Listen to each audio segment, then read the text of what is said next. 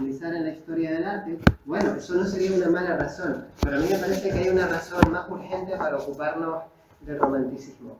Y es que en la sensibilidad romántica podemos averiguar mucho sobre nosotros mismos, sobre cómo hemos construido nuestro propio yo, nuestra subjetividad, y sobre cómo pensamos la identidad política hoy.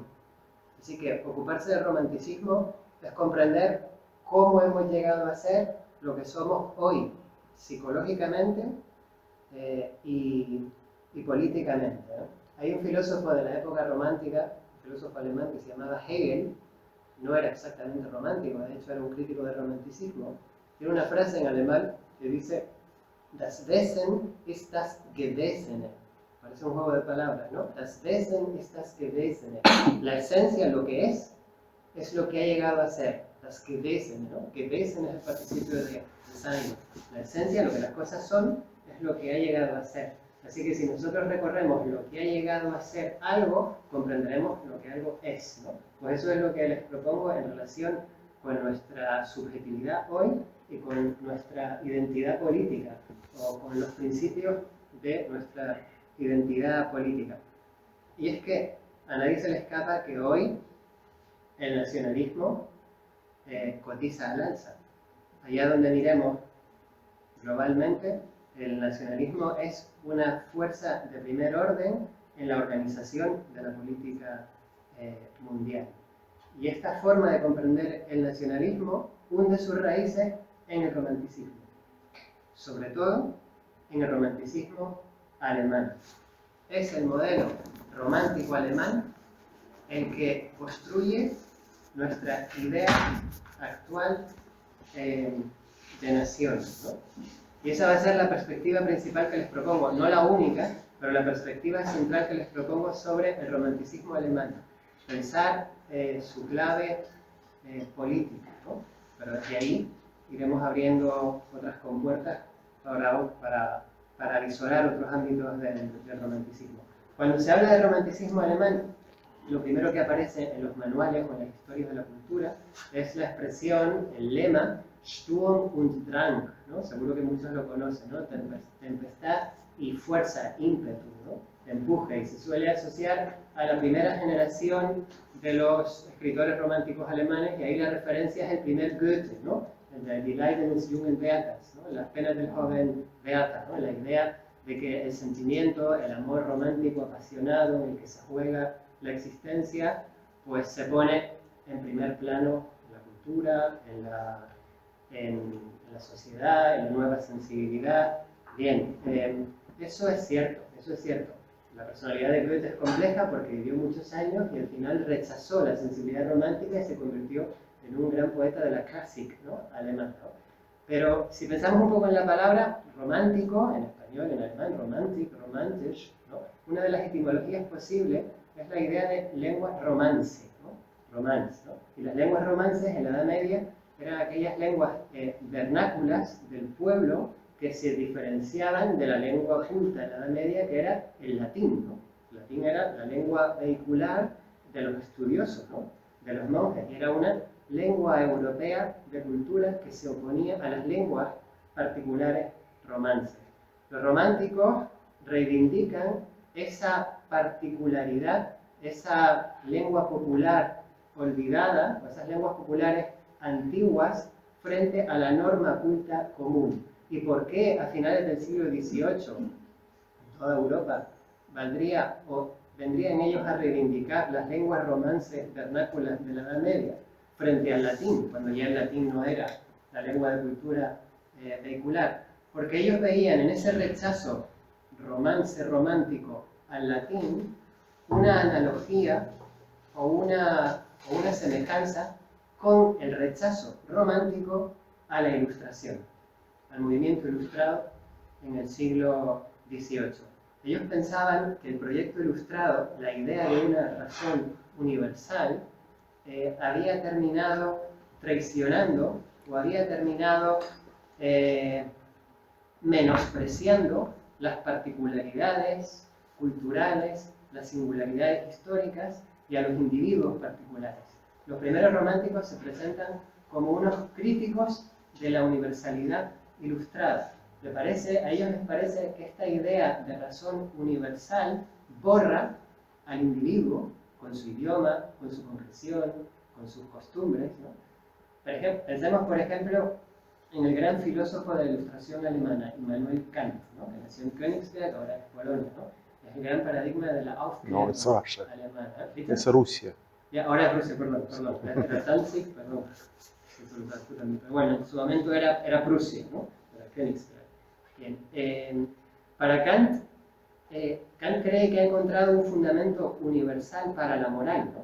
Que por fin ha encontrado un principio válido para todos los pueblos, independientemente de la cultura, independientemente de la lengua, y lo formula con dos imperativos categóricos. Seguro algunos lo recordarán, ¿no? Una de las formulaciones del imperativo categórico kantiano es: compórtate de tal manera que lo que hagas pueda ser considerado una ley universal. Sí, es la forma de tu acción lo que le confiere la universalidad. Otra formulación del imperativo categórico es: compórtate de tal manera que trates en el otro a la humanidad como un fin y no como un medio. Es decir, lo moral consiste en respetar la idea de humanidad, es decir, el universal de la especie humana, no al individuo particular.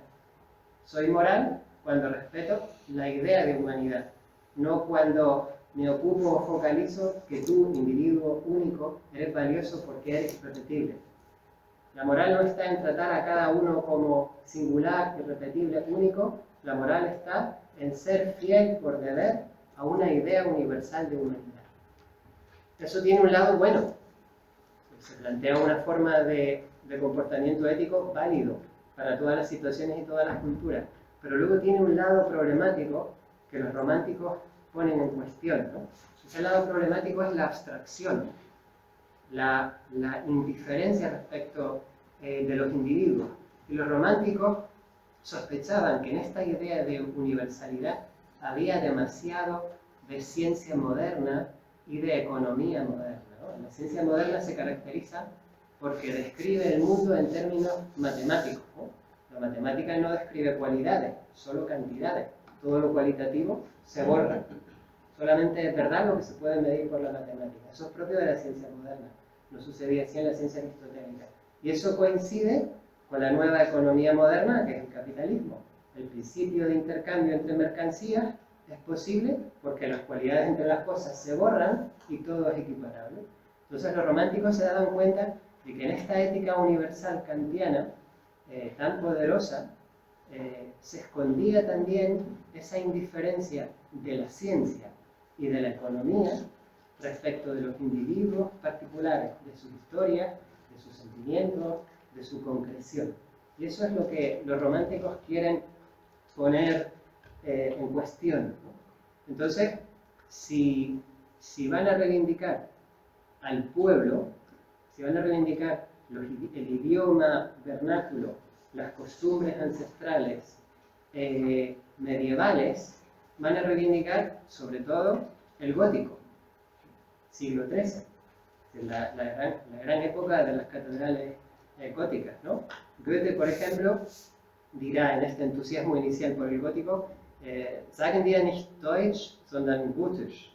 No digamos alemán, digamos gótico.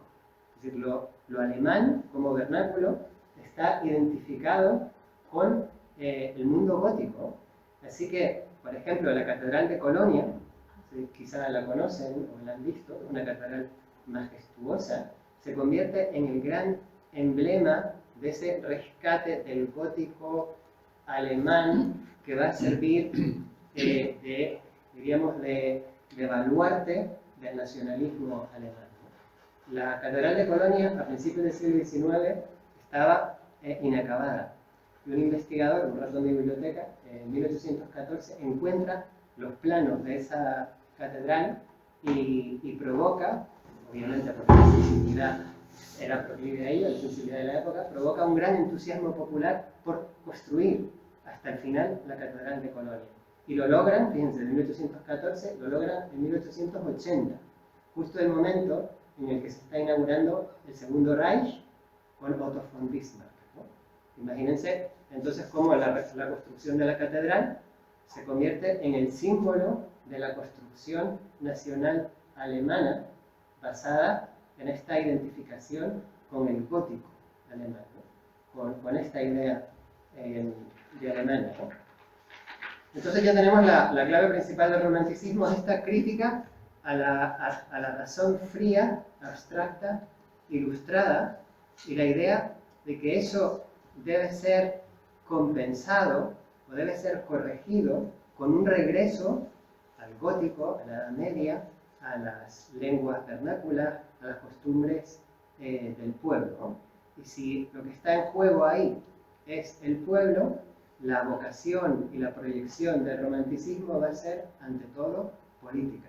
Por supuesto, cultural, artística, literaria, pero va a ser, ante todo, política. Así que, para que tengan una idea general de la propuesta, de la perspectiva que yo les ofrezco aquí sobre el romanticismo alemán tendría dos momentos, ¿no? Un momento crítico, toda crítica siempre implica destruir algo, ¿no? Y un momento constructivo, ¿no? Un momento de proponer una alternativa. Diríamos que en la parte crítica, en la parte destructiva, tenían buena parte de razón. Esa idea universal kantiana, esta idea moderna, es infiel y es indiferente a las particularidades de los individuos.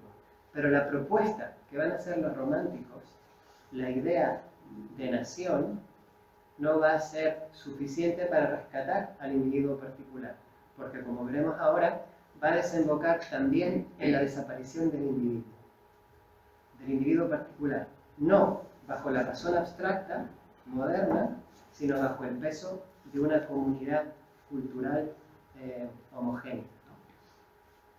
Si hablamos de nacionalismo alemán, hay que hablar de una figura, de un pensador, seguro que muchos han escuchado hablar de él, Herder, ¿no? Herder es el padre del nacionalismo alemán. Si ustedes están un poco atentos al debate político español, igual recuerdan que nada menos que Jordi Pujol citaba sin problema a Herder para hablar de la construcción del nacionalismo catalán. Herder era un crítico de la Ilustración que sabía lo que decía, porque había sido alumno directo de Kant. Había sido alumno directo de Kant. Y es él quien va a elaborar esta idea de nación que hoy es la que elabora y construye nuestras identidades políticas en la medida en que seamos nacionalistas, ¿no? La idea de nación, sin embargo, no nace en Alemania, sino nace en su sentido moderno en Francia durante la Revolución Francesa. Y ahí nación tiene un contenido liberador. Nación es lo que se opone a la sociedad estamental del antiguo régimen en la Revolución. Es decir, ya no va a haber diferencia entre nosotros, ¿no? La idea de nación francesa en la Revolución queda muy bien expresada en el momento en el que Robespierre propone sumar a los principios de la Revolución la idea de fraternidad. Libertad e igualdad, y el tercero es fraternidad. Bueno, eso no cae del cielo, eso lo propone una persona, lo propuso Robespierre, y lo propuso en un contexto político muy concreto, ¿no? Se debatía en la asamblea si el pueblo llano más pobre era de fiar a la hora de constituir la Guardia Nacional, a la hora de constituir la nueva milicia, ¿no? Había algunos que decían que no, que ¿no? La canalla no era de fiar en la construcción del nuevo cuerpo nacional de iguales, de libres iguales.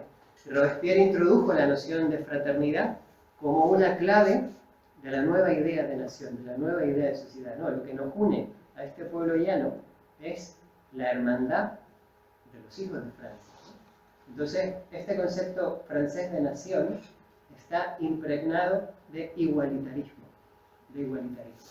Y eso es lo que va a ser transformado por Herder en el nacionalismo alemán, ¿no? Herder toma ese concepto de nación y lo transforma.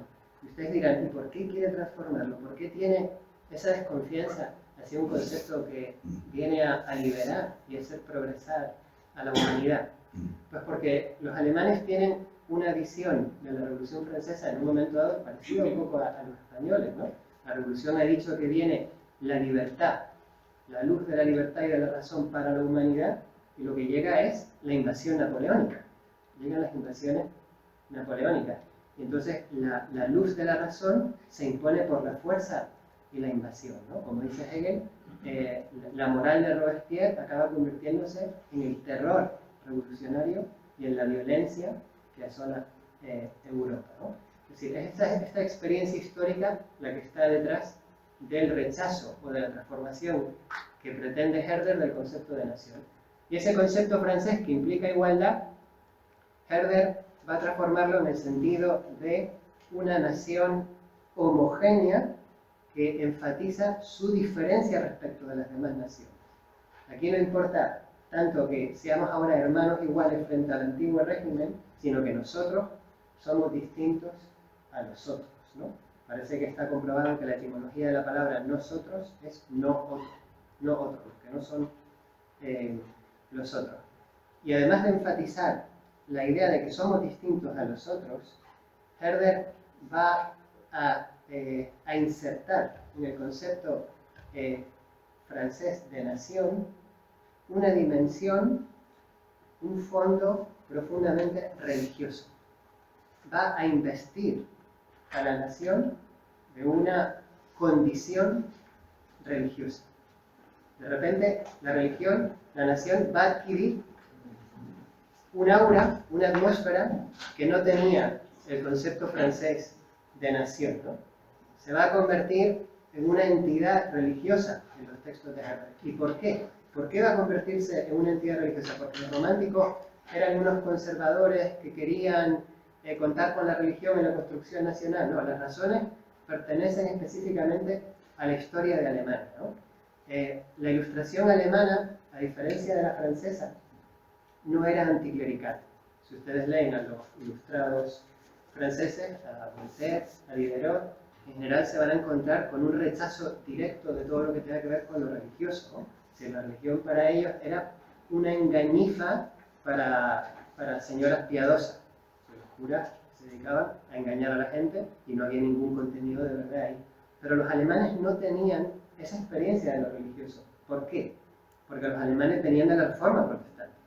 Entonces, para ellos, la religión había significado un proceso de liberación del individuo, ¿no? Y saben que para el protestantismo, si la sola escritura, la idea de que el individuo lea el libro en casa sin mediación del sacerdote católico, se convierte en un pilar de la espiritualidad protestante, ¿no? Eso era ahí fundamental. Entonces, para los filósofos y teólogos alemanes no es posible rechazar simplemente lo religioso como lo opuesto a la cultura, como lo opuesto a lo espiritual. Eso se ve, por ejemplo, en Hegel también, ¿no? Hegel dice que la religión pertenece a la historia de la razón, ¿no? Es decir, la razón va avanzando a lo largo de la historia y una de sus grandes expresiones es el arte, otra de sus grandes expresiones es la religión y finalmente su expresión máxima es la filosofía. Pues eso está en toda la ilustración alemana. La idea de que la religión expresa de manera parcial la verdad.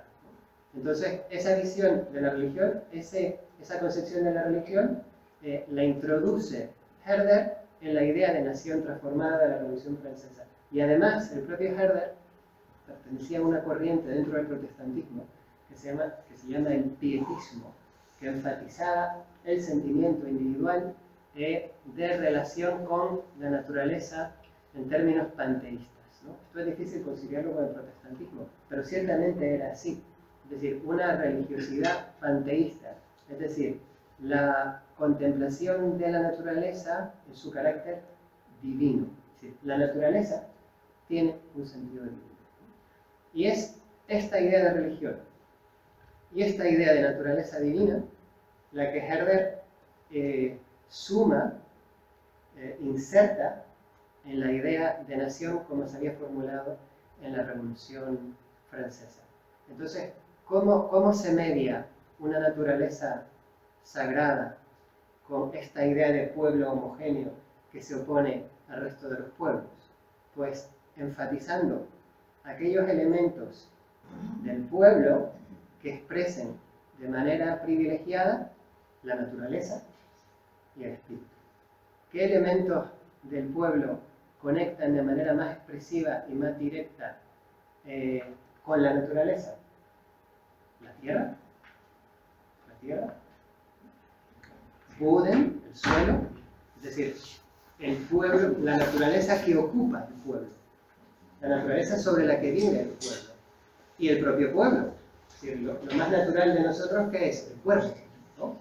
Ellos lo van a traducir no en términos de cuerpo, sino en términos de sangre. Entonces, la naturalización y sacralización de la nación se va a hacer convirtiendo en sagrados la tierra del pueblo y la sangre, ¿no? Son términos que a todos ya les resuena cómo van a ser usados en el siglo XX, ¿no? Blut und Boden, ¿no? Sangre y suelo.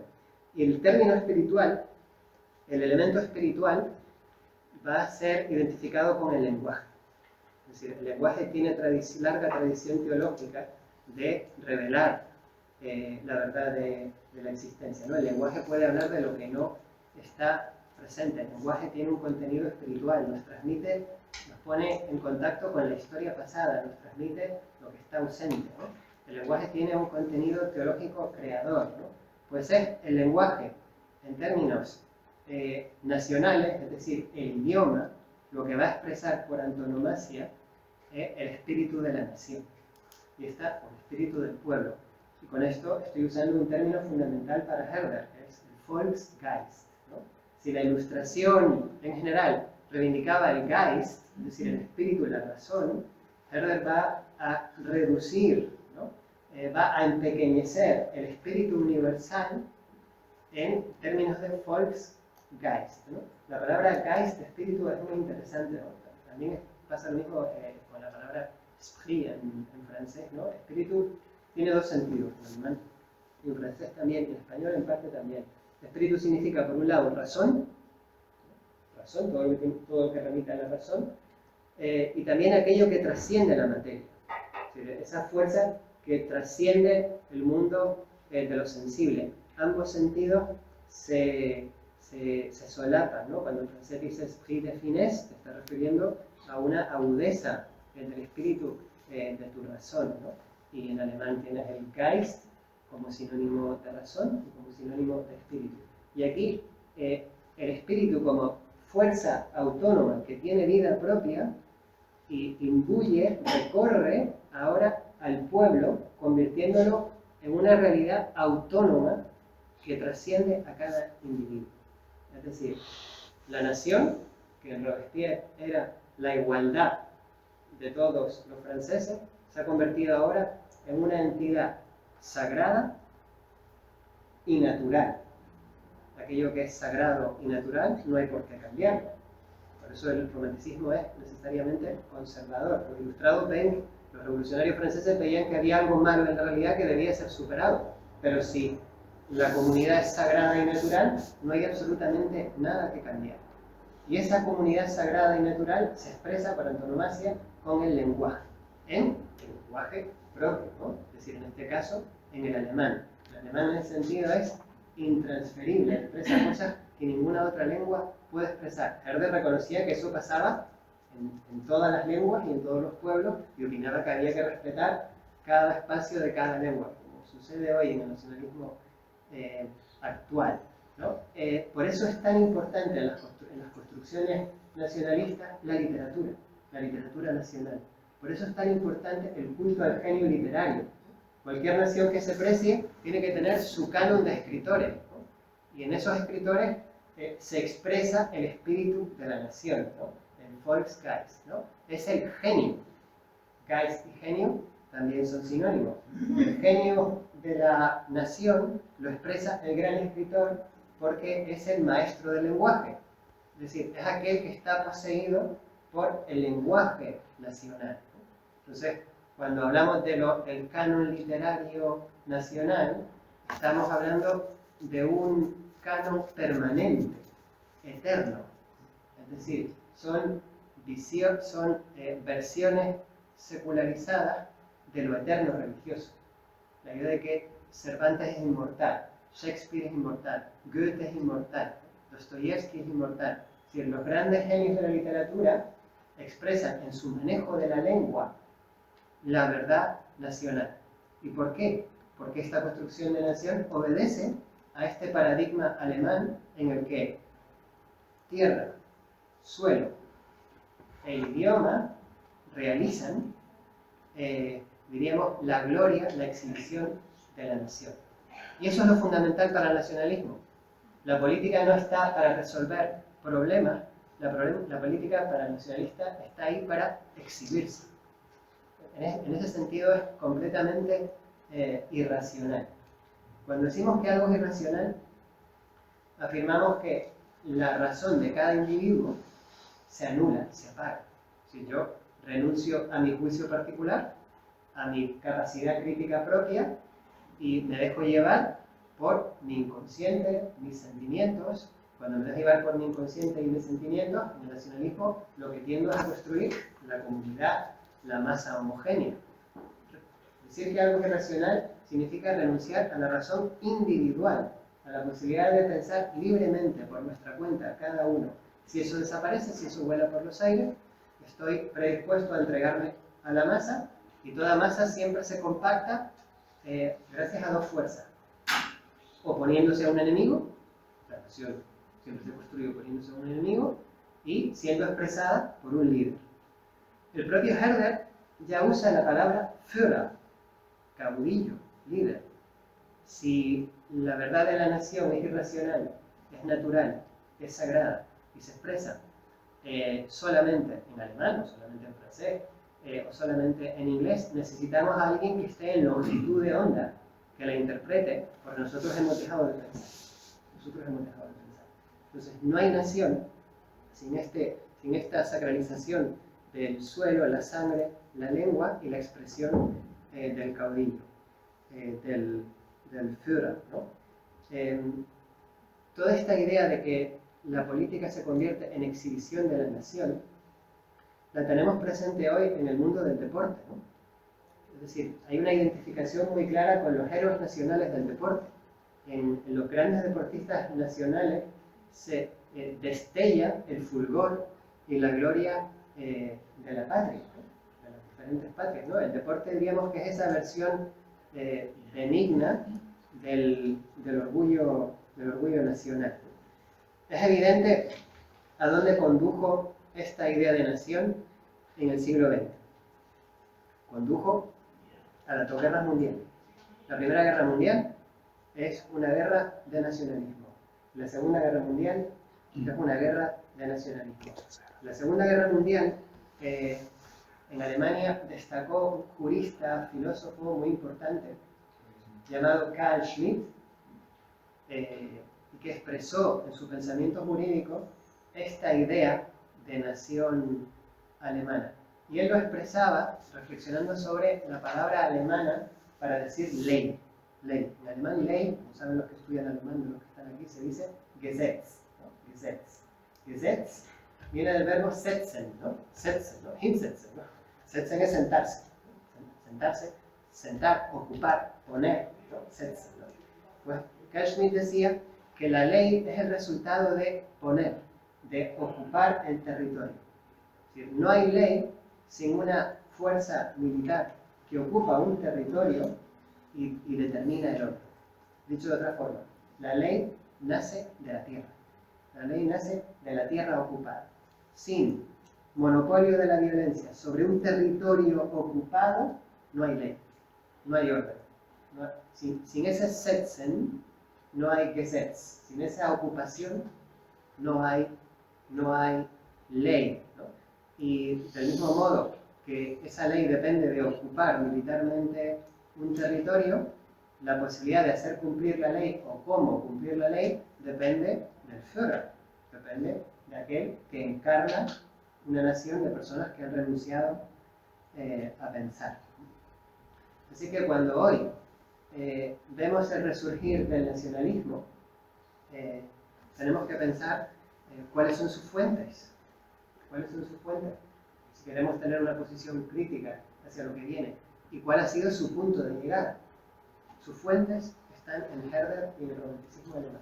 Y su punto de llegada son las dos guerras mundiales, ¿no? Hay que pensar así el nacionalismo. Decíamos al principio de la frase de Hegel das Wesen ist das Gewesen, ¿no? El ser es lo que ha llegado a ser. Pues ya vemos, lo que ha llegado a ser el nacionalismo alemán desde Herder hasta la Segunda Guerra Mundial.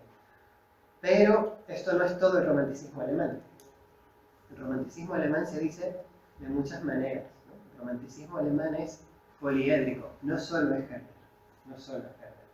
Y me gustaría nombrar 3 referentes del romanticismo alemán que no solo no son Herder o no solo divergen de las posiciones de Herder, sino que podrían también inspirar una alternativa o alternativas al modelo de Herder, ¿no? Estas 3 referencias serían,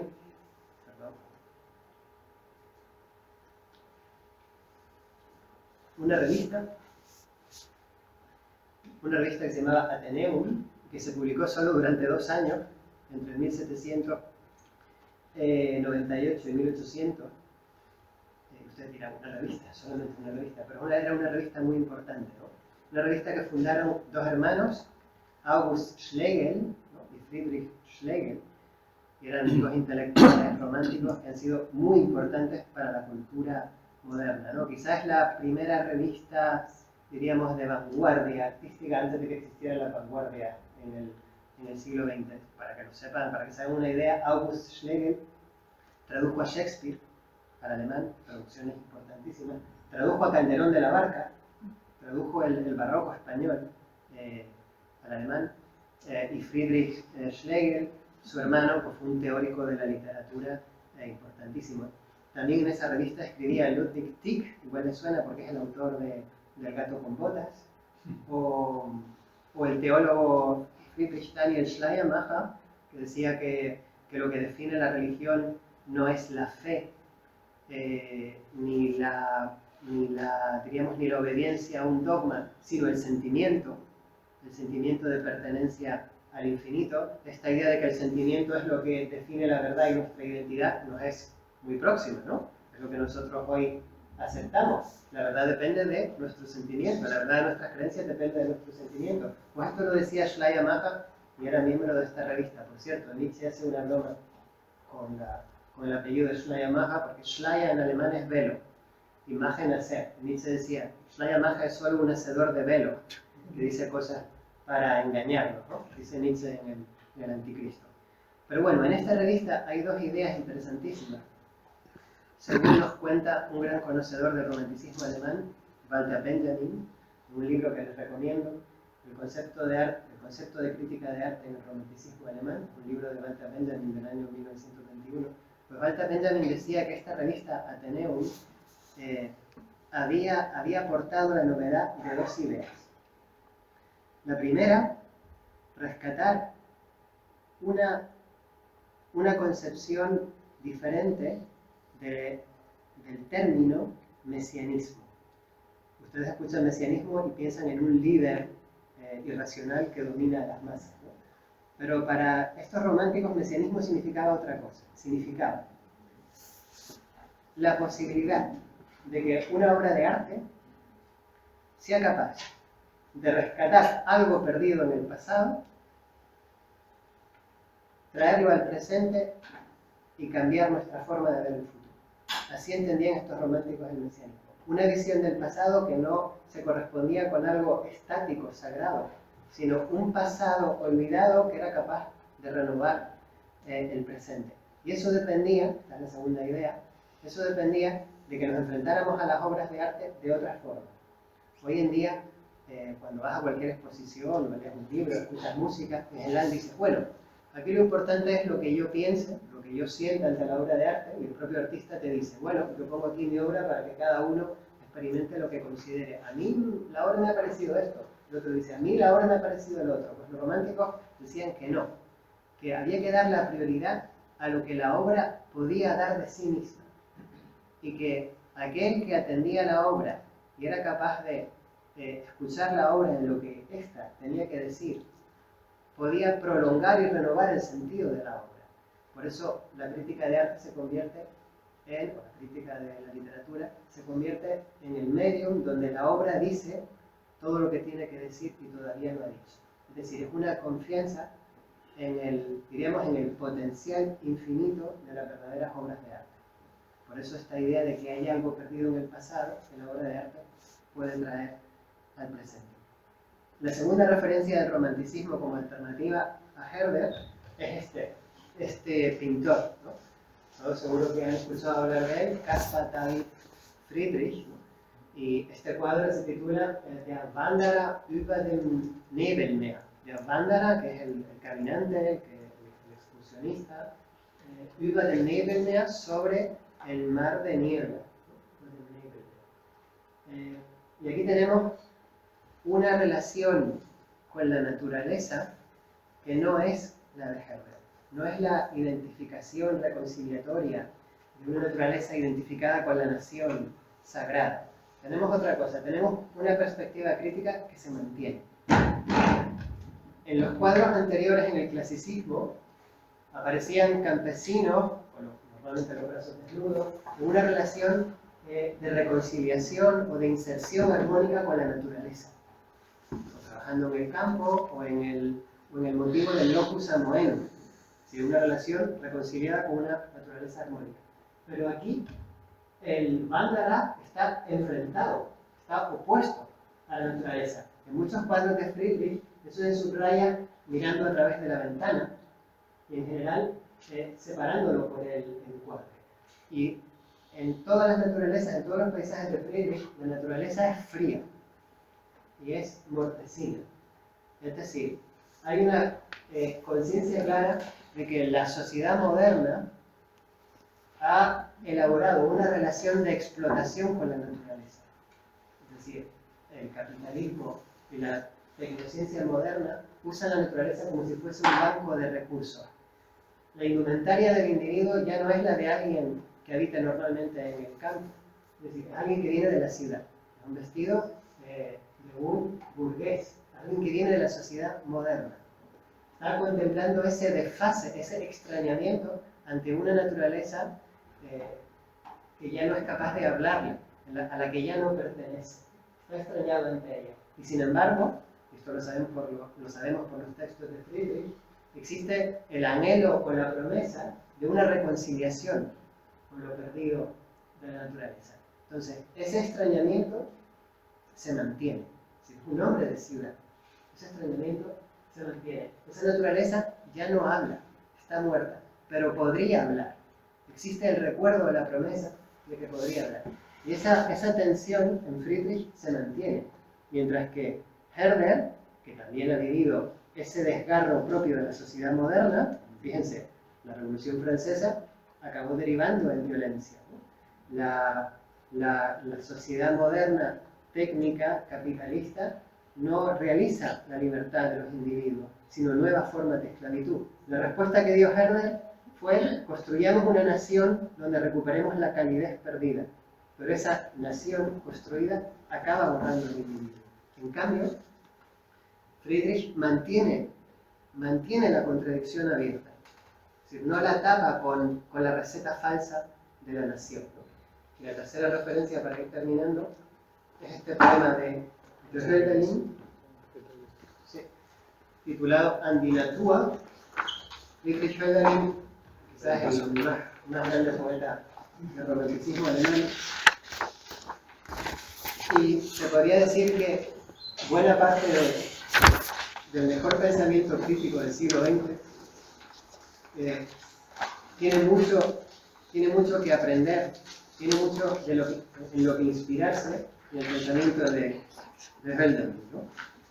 Bueno, en este poema tenemos una relación con la naturaleza análoga a la que les acabo de comentar de Friedrich, ¿no? Una posición crítica ante una naturaleza que yace muerta, desanimada ante nosotros.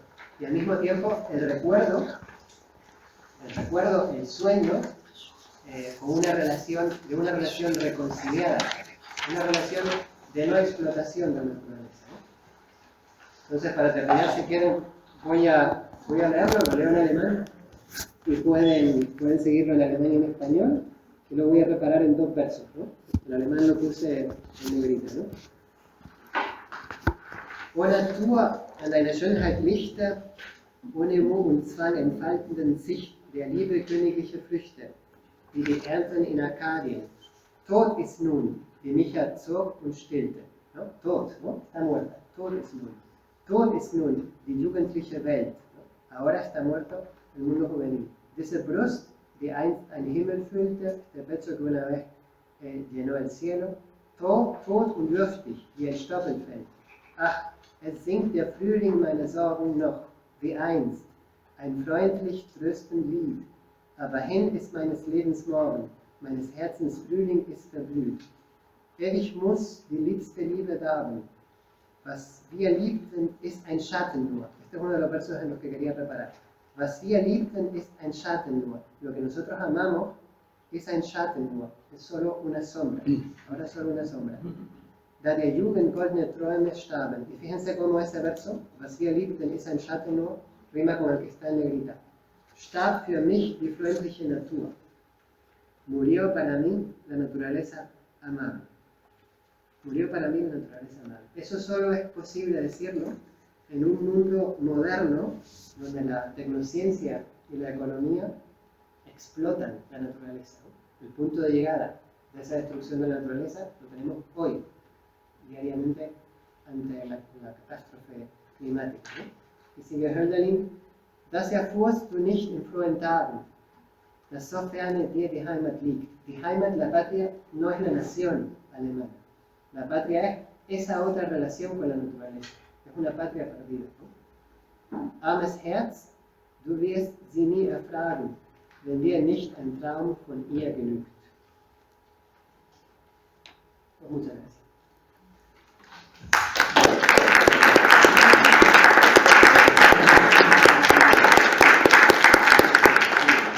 No sé si tenemos tiempo para debatir o nada. ¿Alguna pregunta? ¿Admitimos? Mi compi dice que no. Dejamos una, por ejemplo, un par de ellas y ya vamos. Venga, dos preguntas y... Sí. Yo le oigo, sí, sí. Bueno, yo también, pero creo que yo referencia esto a Heinrich von Kleist, no soy alumno de alemán, que decía sobre ese cuadro, un romántico fundamental, que lo digo, que es como si alguien se hubiera arrancado los chakras. Lo decía el Mönch am Meer, del monje frente al mar. ¿Te acuerdas, no? Que es ese cuadro del... ¿Y cómo es exactamente lo que decía? Sí, que ante este cuadro uno se sitúa como si tuviesen sajado los párpados. No entendemos, si hubiera sajado los párpados. Pero es el de monje, ¿te acuerdas? Que el monje es muy pequeño y está todo el mar. Pero de nuevo es esa naturaleza fría con la que el individuo no está reconciliado, es decir, está desajustado de ella, como aquí, ¿no? Ese desajuste está escrito en términos críticos. Es decir, pero hay una posibilidad, o sea, no está perdida la una promesa. Claro, por eso puse el... Hay algún panteísta también que Claro, y los textos de Friedrich son bastante panteístas, y por eso puse este poema de Hölderlin, porque la sensibilidad es la misma, la idea de que hay un recuerdo a través del sueño de esa relación no perdida, esa relación no basada en la dominación con la naturaleza, ¿no? Y eso es lo mejor de la herencia romántica. Una perspectiva que mantenga esa apertura crítica y que no la cierre en la falsa reconciliación romántica. Es decir, la sociedad moderna tiene una serie de promesas de libertad, no las cumple. Y el romanticismo es un falso antídoto. Vamos a volver a la patria anterior premoderna, pero la forma en la que regresa lo que hace es recrudecer el problema moderno. Y la prueba es que el nacionalismo desemboca en una guerra realizada con medios técnicos modernos hiperdestructivos, que es lo propio de la Primera Guerra Mundial, ¿no? Es decir, una guerra de materiales, guerra química, y ahora en las nuevas guerras nacionalistas toda esa modernidad destructiva se pone de nuevo en juego, ¿no? Otra pregunta, pero vamos a intentar ser breves, por favor, tanto la pregunta como la respuesta. Por ejemplo, usted y luego... Bueno, yo soy de Ucrania. Sí, yo soy de Ucrania y procesos que usted explica sobre Alemania, yo observaba diariamente en mi país. Allá existe esta idea, todos y romanticismo de naturaleza, grupos paganos que rechazan la religión actual, ortodoxa, por ejemplo, y también hay unos grupos grandes y hasta regiones de Ucrania donde nos saludan diciendo hola, dicen gloria a la nación y después de muerte a enemigos. Es común en calle. Hasta ahora. Y yo pienso que raíces de guerra actual, tercera mundial, que calle ya está yendo entre Rusia y Ucrania, tiene raíces exactamente, porque en Ucrania existe la idea que nación tiene un dominar Estado y Rusia al revés, Estado, imperio tiene dominar nación. Entonces el conflicto fundamental no es el conflicto entre ucranianos y rusos, que casi es lo mismo, pero la idea fundamental, esta guerra que tenemos actualmente, está exactamente ucraniana idea de anarquismo nacionalista contra Estado, gobierno que tiene que obedecer a nación y contra la ideología imperial de Rusia, que al revés domina siempre la nación porque son muchos. ¿Y qué opinan ustedes? Bueno, lo que has dicho es muy interesante, no sé si... Vamos a intentar ser breves. ¿Vale? ¿Que hable otra persona primero? O... Bueno, sí, que haga la pregunta y luego si quieres comentar. Bueno, es muy interesante. Es decir, la Alemania nazi en este sentido es paradigmática, ¿no? Y algunos analistas del nazismo advierten de que la Alemania nazi había perdido su condición de Estado unitario y se había convertido en una competición interna del ejército, de los industriales, del partido, pero no eran capaces de lograr la unidad del Estado, ¿no? Los analistas hablan de Unstaat, es decir, de un no Estado. Y lo único que mantenía unida a ese no Estado era la idea de nación con una misión universal. O sea, la misión de la nación universal era aniquilar a los judíos europeos. Y eso iba a hacerse aunque el Estado fuese destruido. Es decir, la nación, la vida de la nación, superaba el orden del Estado en su proyecto de aniquilación del enemigo. Es decir, esa es la fuerza destructiva de la nación. Bueno, pues yo creo que lo vamos a dejar aquí, ¿vale? Muchísimas gracias a todos por asistir. Yo espero que les haya resultado de interés. A mí, por lo menos, personalmente, claro, cada uno a lo mejor tiene una visión diferente o lo que sea. Vamos, me ha retrotraído a la carrera.